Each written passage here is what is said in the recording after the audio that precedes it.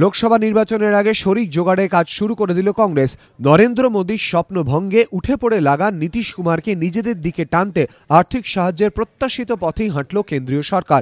পিছিয়ে পড়া এলাকা উন্নয়ন প্রকল্পের অন্তর্গত হিসেবে আগামী 4 বছরের জন্য বিহারকে 12,000 কোটি টাকা দেওয়ার সিদ্ধান্ত নিল কেন্দ্রীয় মন্ত্রিসভার অর্থ বিষয়ক কমিটি, যা যোজনা কমিশনের গতবারের বরাদ্দের প্রায় দ্বিগুণ।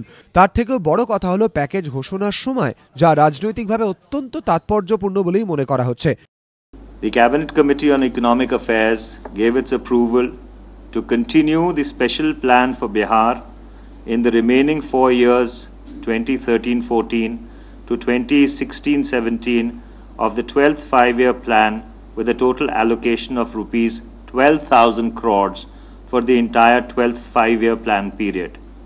নরেন্দ্র মোদীকে প্রধানমন্ত্রীর প্রজেক্ট করে যদি বিজেপি এগোয়, তাহলে যে সম্পর্ক ছিন্ন হওয়ার প্রভূত সম্ভাবনা তা ইতিমধ্যেই স্পষ্ট করে দিয়েছেন নীতিশ কুমার।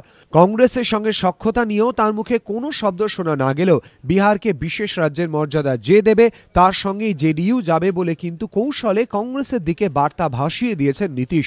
আর বর্তমান রাজনৈতিক প্রেক্ষাপটে একের পর এক শরিক হারিয়ে বেকায়দায় পড়া কংগ্রেসও চাইছে নীতিশের মতো নতুন শরিক পেতে। তাই বিহারের জন্য 12,000 কোটি টাকার প্যাকেজ ঘোষণা করে বন্ধুত্বের আগাম উপহারই সোনিয়া মনমোহন নীতিশকে পাঠালেন বলে মনে করছে রাজনৈতিক মহল। ইউপিএতে থাকা অবস্থায় এবং ইউপিএ থেকে বেরিয়েও মমতা বন্দ্যোপাধ্যায় বারবার কেন্দ্রের কাছে আর্থিক দাবি দেওয়ার আবেদন করে যাচ্ছেন, কিন্তু এখনো তাতে বিন্দু মাত্র কান দেয়নি কেন্দ্র।